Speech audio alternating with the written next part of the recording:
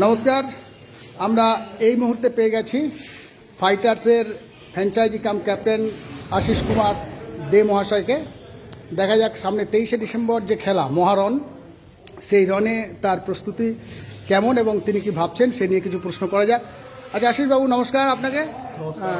আপনি বলুন, আপনি ফাইটার্সের যে ফ্র্যাঞ্চাইজি কাম ক্যাপ্টেন হয়েছেন, আপনি বিড করেছেন, বিডিংয়ের দিন উপস্থিত ছিলেন, তা আপনার কি মনে হচ্ছে যে আপনি যে 11 জন প্লেয়ারকে বেছেছেন তার থেকে কোনো একটা অন্য দলের প্লেয়ার আপনি পেলে সেই দলটা আরও শক্তিশালী হতো?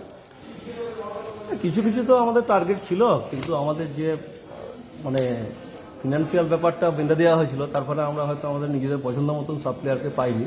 তবে যাদেরকে পেয়েছি তাদেরকে নিয়ে আমরা যথেষ্ট লড়াই দেবো। ধন্যবাদ। যাদেরকে পেয়েছেন তাদেরকে নিয়ে আপনি লড়াই, আমি বলতে চাইছি অন্য দলের কোনো একটা প্লেয়ার, বিশেষ কোনো প্লেয়ার বা বিশেষ দুটো প্লেয়ার কাউকে পেলে আপনি আরও স্বস্তি বোধ করতেন, এরকম কোনো প্লেয়ার কি আপনার নজরে আছে? হ্যাঁ, সে তো ছিলই। যেমন বলা যাবে কি? বিশ্বজিৎ মুর্মু, ভরত রাউত, বিশ্বজিৎ মুর্মু, ভরত রাউত, তারপরে পিয়াস রায় চৌধুরী।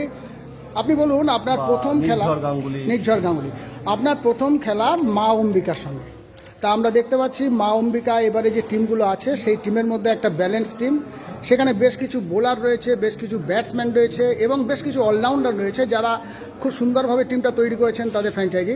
আপনি মা অম্বিকার বিরুদ্ধে কীরকম গেম প্ল্যান নিয়ে ভাবছেন, বা মা অম্বিকাকে কতটা সহজে হারাবেন, বা কী ভবিষ্যৎ আপনার মনে হচ্ছে? দেখুন, মা অম্বিকার প্লেয়ারদের কিন্তু আমরা কলিগ হিসেবে চিনি, কিন্তু প্লেয়ার হিসেবে তো চিনি না। ম্যাক্সিমামই হচ্ছে আমাদের কলিগ। সেই হিসাবে আমরা গেম প্ল্যান আমাদের নিজেদের মতো তৈরি করছি, ঠিক আছে? কারণ তাদের আমরা খেলা দেখিনি, ঠিক আছে?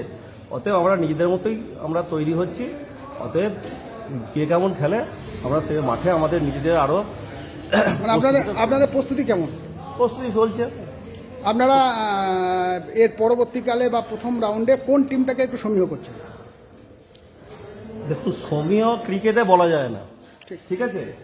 ক্রিকেটে কিছুই বলা যায় না। আমরা প্রত্যেককেই সমীহ করছি এবং প্রত্যেককেই আমরা ভালো টিমই ভাবছি, কিন্তু তবু আমরা বলছি আমরা ফাইটার্স, অতএব আমরা যথেষ্ট ফাইট দেবো। আপনারা ফাইটার্স ফাইট করবেন। ফাইনালে আপনারা কাকে এক্সপেক্ট করছেন? সেটাও আমরা কিছু বলতে পারছি। আপনি কি ফাইনালে উঠবেন বলে আপনি আশাবাদী? আশাবাদী এবং ট্রফি জয়ের ব্যাপারেও অবশ্যই আশাবাদী। কমিটিও চায় আপনি ট্রফি পান, আপনার হাতে ট্রফি উঠুক, আমরা যেন বলতে পারি আশিস দে হিপি ফুররে।